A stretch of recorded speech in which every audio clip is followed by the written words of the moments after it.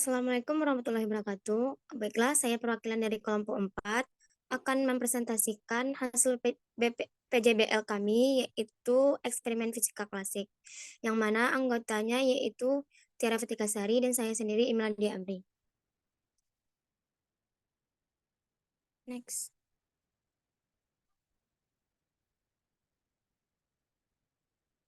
Yang pertama yaitu pendahuluan.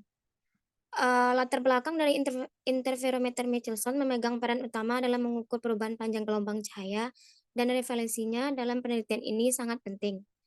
Latar belakang penelitian menyoroti kebutuhan mendalam untuk meningkatkan efisiensi dan akurasi interferometer Michelson dalam berbagai konteks aplikasi.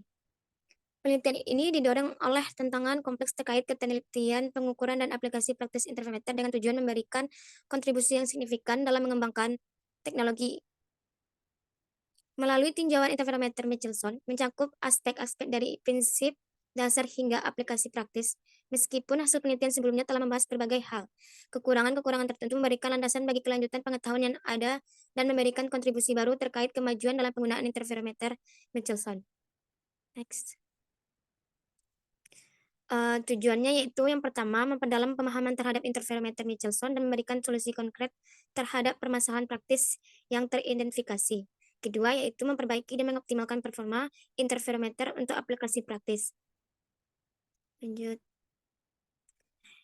Metode yang digunakan yaitu interferometer Michelson merupakan seperangkat alat yang memanfaatkan gejala dari sifat cahaya yaitu interferensi cahaya.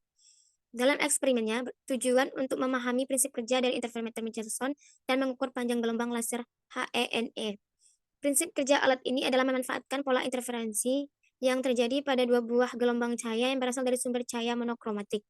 Dalam percobaannya, Michelson mencoba untuk menemukan ether yang berada di bumi andaikan mula-mula pusat dari pola garis interferensi yang terjadi di layar kelihatan terang. Apabila M2 digeser sedemikian rupa ke M2 sehingga cincin terang berubah ke terang berikutnya, maka lintasan cahaya yang menumbuh M2 telah bergeser sejauh satu panjang gelombang atau sejauh S.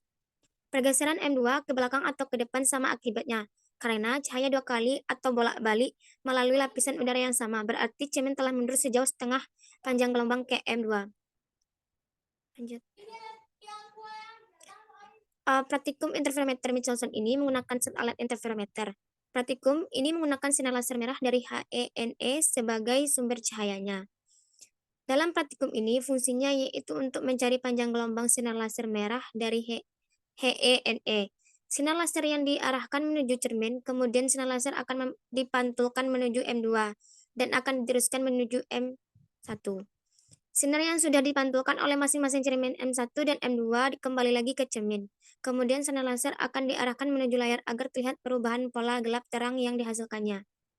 Setelah diberi tanda pada layar sebagai patokannya menggunakan spidol, vernier digerakkan perlahan-lahan dan dihitung banyaknya perubahan pergeseran pola gelap terang setiap satu skala terlampaui pada pusat fringe. Posisi perubahan M2 bisa diamati berdasarkan pembacaan skala pada vernier dan begitu pula seterusnya maksimal 10 data.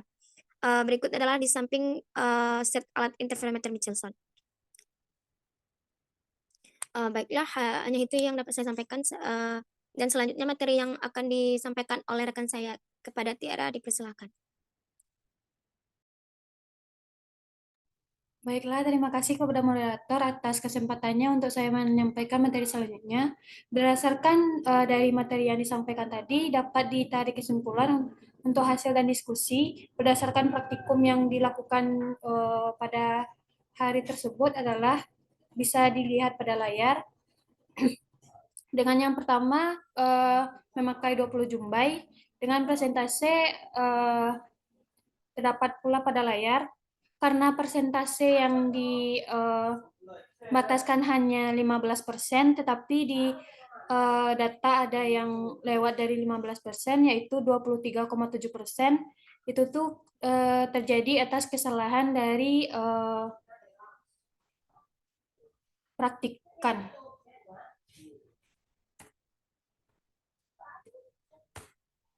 Selanjutnya untuk 40 jumbai, presentasinya alhamdulillah bisa kurang dari 15%.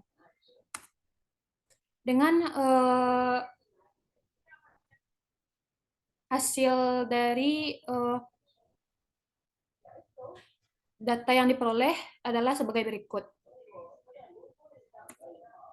Selanjutnya, pada diskusi, yang pertama ada makna analisis yang signifikan, yang kedua perbandingan dengan penelitian terdahulu, yang ketiga kontribusi bagi kemajuan ilmu pengetahuan, yang keempat penerapan temuan dalam konteks praktis, yang kelima relevansi, referensi dan dari jurnal, dan enam keterbatasan penelitian dan arah penelitian masa depan. Dari semua diskusi dapat ditarik kesimpulan yaitu dalam penelitian ini peran penting interferometer Michelson dalam mengukur perubahan panjang gelombang cahaya diakui. Kebermaknaan teknologi ini sangat vital, terutama dalam upaya meningkatkan efisiensi dan akurasi pengukuran. Penelitian ini muncul sebagai tanggapan terhadap kompleksitas tantangan yang muncul dalam ketelitian pengukuran dan penerapan praktis interferometer Michelson.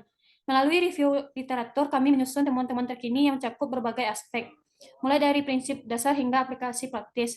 Meskipun banyak telah dibahas dalam penelitian sebelumnya, adanya kekurangan-kurangan membentuk landasan untuk berkelanjutan penelitian ini. Oleh karena itu, tujuan utama penelitian ini adalah untuk mengisi kesenjangan pengetahuan dan memberikan kontribusi baru dalam pengembangan interferometer Michelson.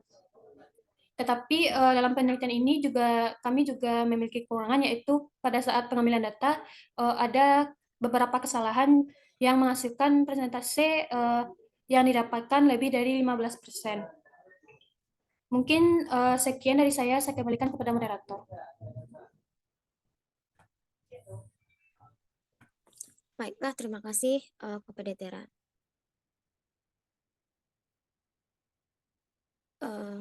Baiklah, dari materi yang sudah dipaparkan dapat disimpulkan yaitu peran penting interferometer Michelson dalam pengukur perubahan panjang gelombang cahaya diakui.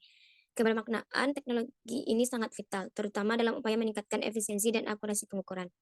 Yang kedua yaitu penelitian ini muncul sebagai tanggapan terhadap kompleksitas tantangan yang muncul dalam ketelitian, pengukuran, dan penerapan praktis interferometer Michelson.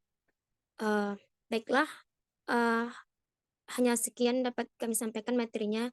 Apabila ada kata salah atau penyampaian dalam materi atau berbicara, mohon dimaafkan.